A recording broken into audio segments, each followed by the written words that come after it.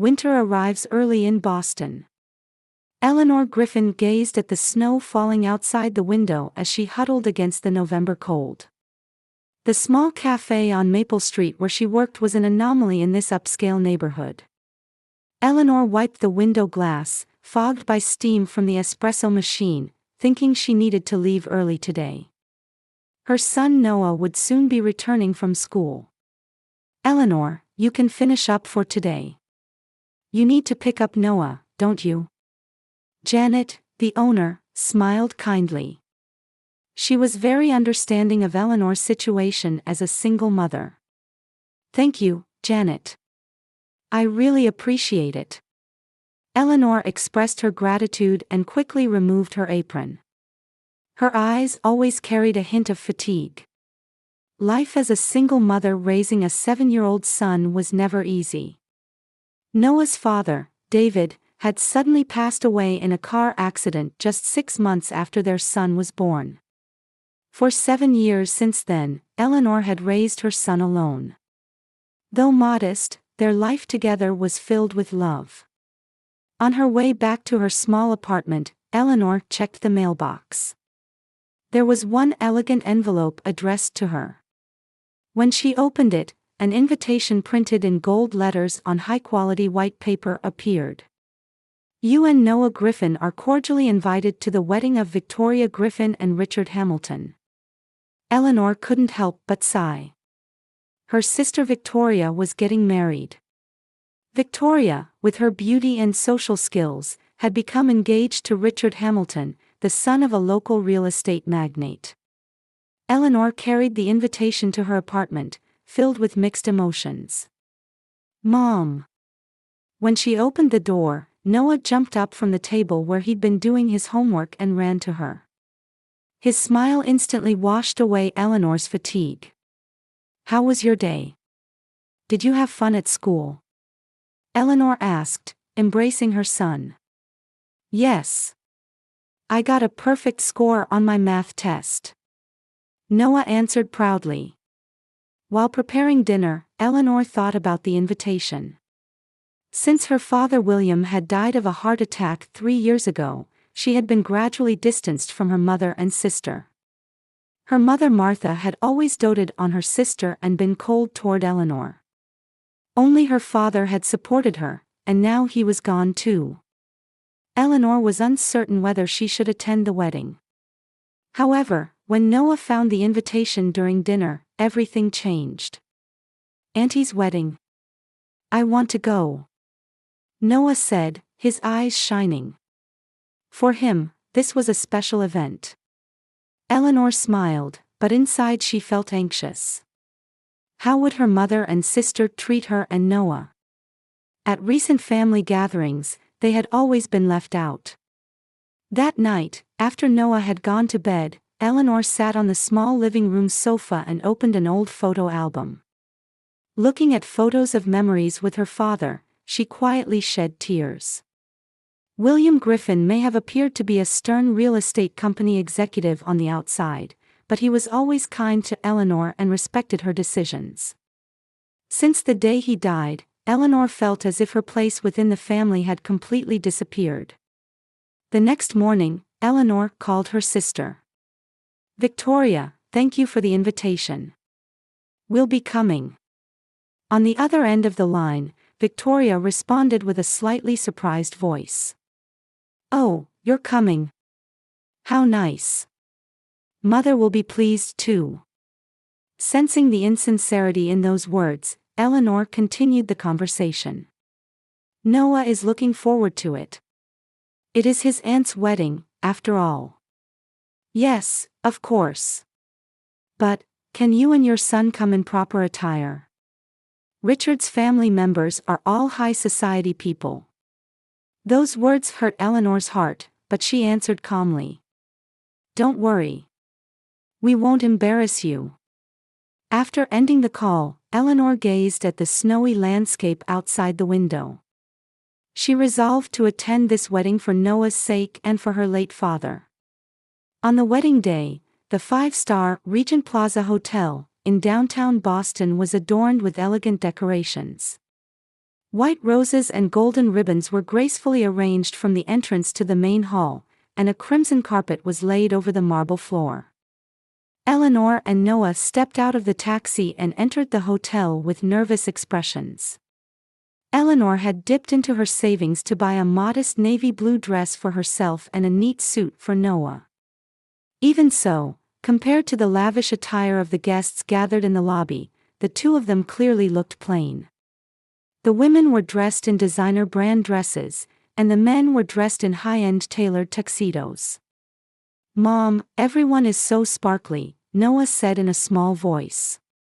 His eyes reflected curiosity and a little fear. "Yes, they are. But it's okay. We were invited here, so we should hold our heads high." Eleanor gently put her arm around her son's shoulders. When they entered the ceremony venue, they were guided to seats at the back. In the church-like hall adorned with luxurious decorations, Victoria and Richard's wedding was conducted in a sacred atmosphere. The bride, dressed in a pure white wedding gown, shone like a princess from a fairy tale. After the ceremony, the guests moved to the grand ballroom on the top floor of the hotel. There, a vast space that could easily accommodate 300 guests was decorated in champagne gold. The light pouring down from the giant chandeliers on the ceiling made it seem like a dream world. Eleanor and Noah were guided to a small table at the edge. A card labeled "Griffin Family Relatives" was placed on the table, but Martha, Eleanor's mother, was not there. She was seated at the head table. As the reception began, luxurious dishes were served one after another. Noah's eyes sparkled as he tried the high-end cuisine he had never seen before. Though tense, Eleanor felt relieved seeing her son enjoying himself. Several times, she caught her mother's gaze, but Martha quickly looked away. After the meal and the cutting of the wedding cake, the master of ceremonies stood up. "Now, from the bride and groom, we have a special entertainment for all our guests." Music began to play, and the lights in the venue dimmed. Suddenly, a spotlight illuminated the table where Eleanor and Noah were sitting. They looked up in surprise. Victoria, gracefully wearing her pure white dress, approached from the central stage with a microphone in hand. There was a full smile on her face. However, Eleanor sensed something lurking behind that smile. "Everyone, thank you so much for coming to my special day," Victoria said in a sweet voice. "But there's one more special thing today. Please look. This is my sister, Eleanor, and her son, Noah." All eyes in the venue turned to Eleanor and Noah. Noah shrank in embarrassment and tightly held Eleanor's hand. "As you can see, my sister is a single mother. And her son, my cute nephew. They live in a somewhat different world from us." Victoria's words were met with giggles from the venue.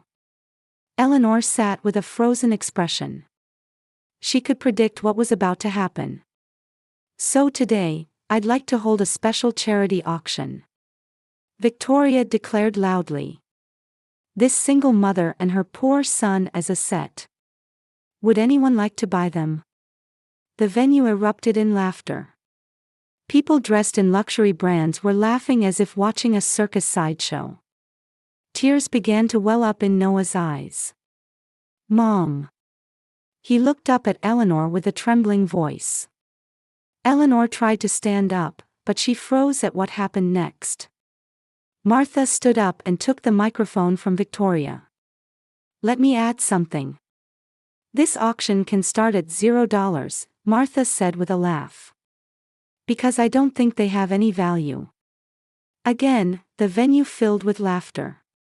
Eleanor's chest felt like it would burst with anger and humiliation. Noah was now crying audibly. Seeing his small shoulders trembling, Eleanor came to her senses. "Let's go, Noah," she said quietly, and took her son's hand to stand up. But at that moment, a quiet yet powerful voice echoed from the back of the venue. $1 million. The venue fell silent. All eyes turned to the source of the voice. Standing there was a gentleman with a calm demeanor, with gray-tinged black hair and a well-maintained suit. His blue eyes were filled with calmness and dignity. "I'll buy this lady and her son for $1 million, the man said again. Victoria forced a smile and said, "Well, someone with a sense of humor." "This is not a joke," the man said quietly and walked toward the center of the venue. "I am James Morrison, William Griffin's attorney." Eleanor gasped. Her father's attorney. She hardly knew any of her father's business associates, but she had heard this man's name. James walked to the center of the venue and looked toward Eleanor and Noah. A small smile played on his lips. Then he slowly shifted his gaze and coldly looked at Victoria and Martha. "Shall we continue this auction?" he said quietly but with a dignified voice. "Or shall we move on to the time to speak the truth?" At James Morrison's words, the grand ballroom was enveloped in complete silence. Only the light from the chandeliers illuminated his composed face. The groom, Richard, looked at his fiancée Victoria with a puzzled expression, and his father's parents exchanged worried glances. "Before I speak, let me first apologize," James turned back to Eleanor. "Ms. Eleanor, Noah. I deeply apologize for having to convey the truth in this manner today. However, this was the wish of the late William Griffin." Eleanor held her son close, staring at James with an expression mixing agitation and confusion. Noah had stopped crying, but his small body was still trembling. "Stop this nonsense." Martha raised her voice. Her face was contorted with anger. "Who are you? My husband couldn't have had an attorney. All his legal matters were handled by Carter and Smith." James took an envelope from his suit's inner pocket with a gentle smile. "That's correct, Martha. However, about 10 years ago, William began consulting me for personal matters, especially regarding his true will." "That's a lie," Victoria shouted. "Father's will has already been executed. Everything was handled legally." James slowly opened the envelope and took out a notarized document. "Yes, the apparent will was indeed executed. But this is the real, legally valid final will. William, for special reasons, had prepared 2 wills." He held up the document and signaled toward the screen in the venue. The contents of the document were then displayed on the screen. Under the heading, "William Griffin's Final Will and Testament," dated April 15, 2019, detailed clauses were written. The late William Griffin clearly expressed his intention to bequeath 85% of all his assets, all shares of Griffin real estate, and personal property to be equally divided between Eleanor Griffin and his grandson Noah Griffin. A murmur arose from the venue. Martha and Victoria turned pale and looked at each other. Richard's father grabbed his son's arm and whispered something in his ear. James continued, "The remaining 15% is left as living security for Martha Griffin, but she has no further rights. The management rights of Griffin real estate are completely transferred to Eleanor." He took out the next document. "And this is a record showing the flow of assets over the past 3 years. It includes evidence of illegal fund transfers made by Martha and Victoria." The screen displayed a complex array of numbers and bank transaction records. James continued his explanation impassively. Before William died of a heart attack, he was concerned about his health condition. And he worried about what might happen after his death. Especially, that Eleanor and Noah might be treated unfairly. Tears welled up in Eleanor's eyes. She hadn't known her late father had been so worried about her and had made such meticulous plans. She remembered the warm gaze she felt every time she looked at her father's picture. "William gave me instructions, after his death, to monitor Martha and Victoria's actions for 3 years and collect evidence. And to reveal the truth at the appropriate time, James said. He was proud that Eleanor was independent. That's why he wanted to see her living by her own strength. But at the same time, he also wanted to ensure that the inheritance she rightfully deserved would certainly reach her hands. Martha stood up, trembling with rage. This is complete nonsense. I was William's wife. I am the one who has the right to inherit his company's shares. Legally, that's not correct, James replied calmly. This will is legally valid and has already been submitted to the court. In fact, a judge is present here today. He nodded to a stern-faced man sitting in a corner of the venue. The man nodded slightly. This is complete fraud. Victoria shouted. We've done nothing wrong. James took out the last envelope. Then, shall we hear William's own words? He took a letter from the envelope and began to read quietly. Dear Eleanor and Noah. If you're reading this letter, it means James has acted according to my instructions. And probably, you are confused right now. First, I'm sorry. I want to apologize for not revealing the truth to you for these 3 years. But there's a reason for this. I wanted to confirm your strength and ability to raise Noah. And I wanted to expose Martha and Victoria's true nature to the world. They have been manipulating me for years, trying to use the company's assets for themselves. When my health deteriorated, they had already made their next plan. To exclude you from the company and cut you off from the inheritance. But you are my true successor. Your honesty, strength, and above all, kindness. These are the most important qualities in business too. Noah is growing up to be a wonderful child. It's all thanks to your love and dedication. Griffin Real Estate is yours, Eleanor. And in the future, it will be Noah's. No matter what your mother and sister try to do, this will is legally valid. Trust James. He is my most trusted friend and will protect you. Finally, one more thing. I'm always proud of you, Eleanor. And Noah, Grandpa is always watching over you. With love, Dad. When James finished reading, the venue was enveloped in complete silence. Tears were streaming down Eleanor's cheeks. Noah was looking up at his mother with a curious face. Mom, did Grandpa remember me? He asked in a small voice. Eleanor answered while hugging her son, yes, of course. Grandpa always loved you. The blood had completely drained from Martha and Victoria's faces. Richard's father stood up and said in an angry voice. What is this? I was about to have my son marry into a family of fraudsters. Richard stared at Victoria with a stunned expression.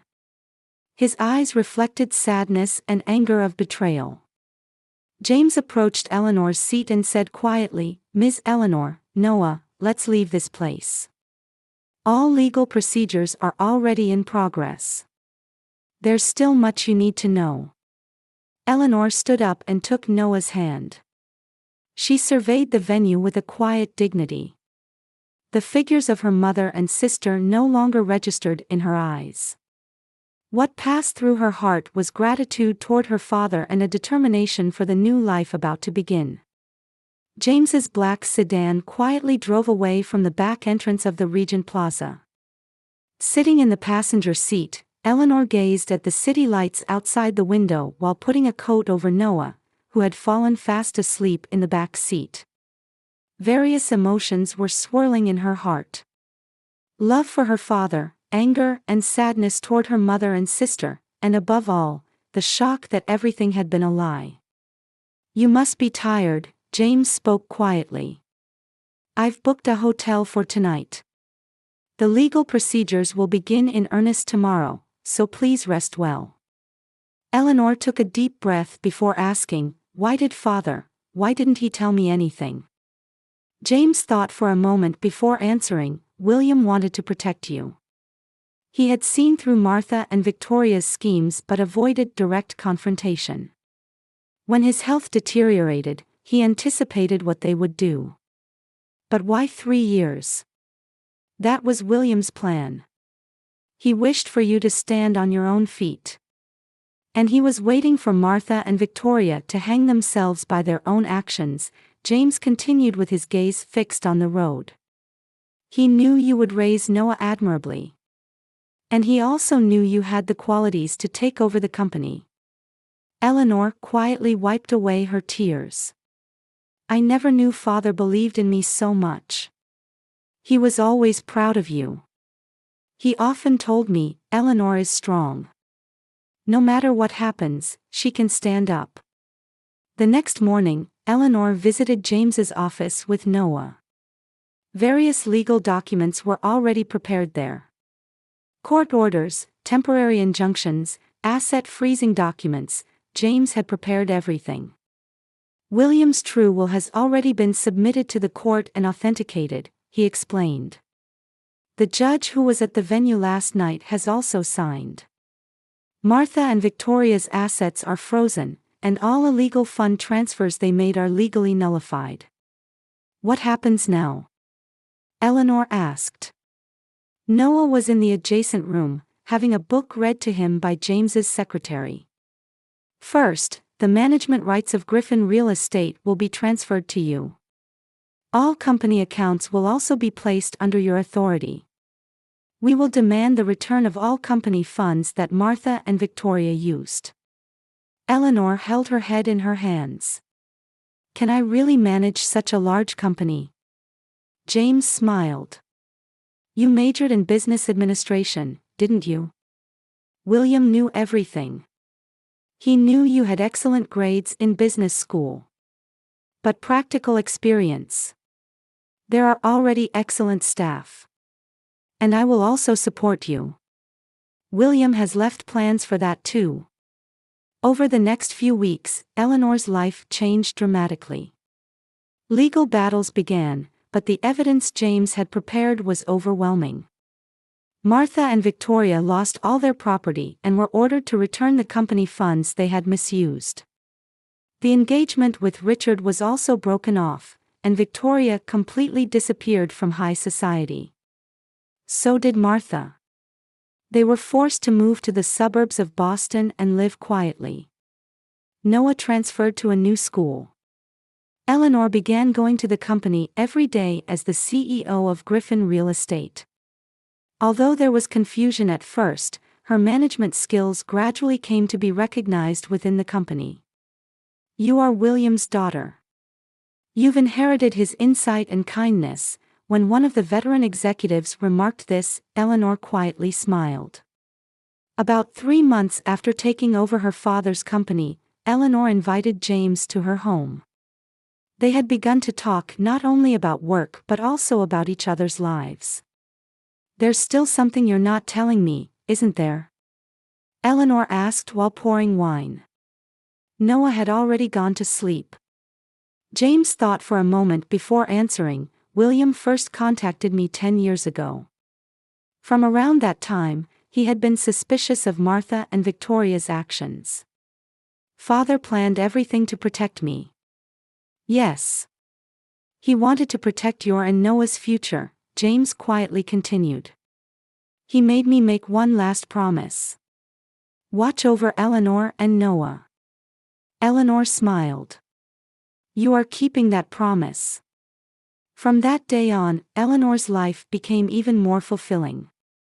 She announced a new vision for Griffin Real Estate. It was about environmentally friendly housing development and a housing project to support single parents. I want to continue my father's will and lead this company in a new direction, she declared at the board meeting. We will become a company that contributes to society ourselves. Her proposal was unanimously approved. Eleanor also established the William Griffin Foundation, which specialized in supporting single parents. Noah also became a mascot-like figure for the foundation and began actively participating in events. Mom, I want to help people in trouble too, just like Grandpa, Noah said one day. Eleanor hugged her son and answered, "You certainly can." The relationship with James also deepened. He was no longer just a legal advisor but became a good confidant for Eleanor and an important presence for Noah. James began taking Noah to baseball games on weekends and visiting the Science Museum together. The day Eleanor first entered her father's president's office, she picked up her father's picture and quietly spoke to it. "Thank you, Dad. I'll do my best." Outside the window, spring sunlight was pouring down on the city of Boston. In a small apartment in the suburbs of Boston, Martha Griffin stood by the window, gazing at the rain-soaked street. Her appearance, once adorned with luxury brands, had receded into the shadows, replaced by modest clothing.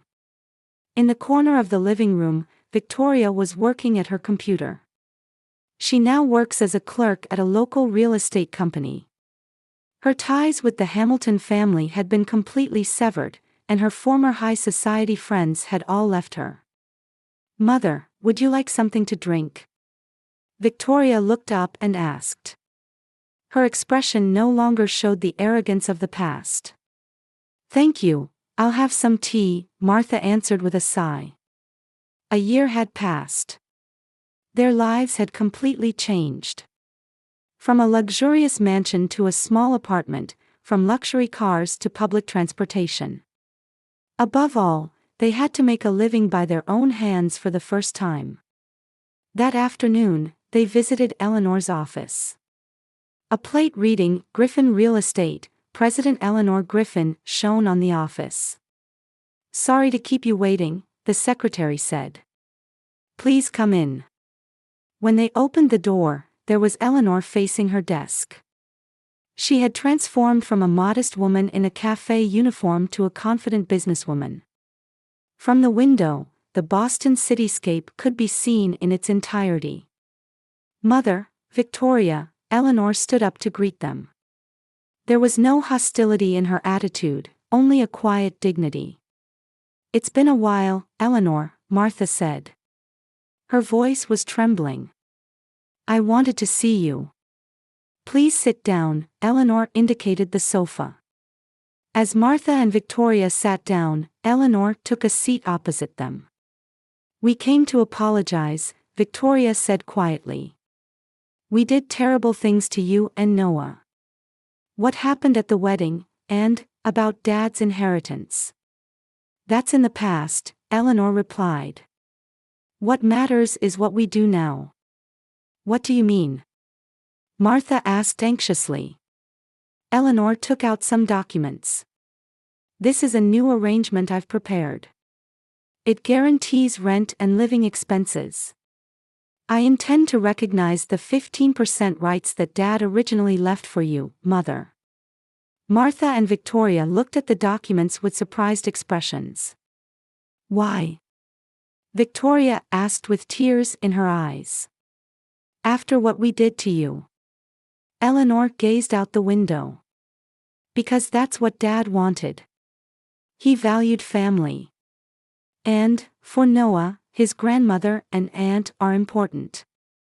The two were speechless. "But there's one condition," Eleanor continued. "Meet with Noah once a month. He has the right to know his grandmother and aunt." Tears flowed from Martha's eyes. For the first time, she felt genuine love for her grandson.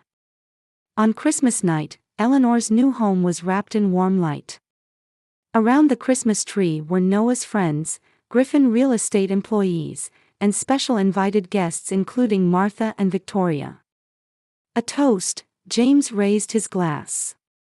"To a wonderful future." Eleanor smiled as she looked at him. Their relationship was gradually changing from business partners to a special bond. By the snowy window, Noah picked up his grandfather's picture. "Mom, I never met Grandpa, but he must have been a good person, right?" Eleanor hugged her son. "Yes, your grandpa was the best person. And even now, he's watching over us." Outside the window, snow continued to fall quietly on the city of Boston.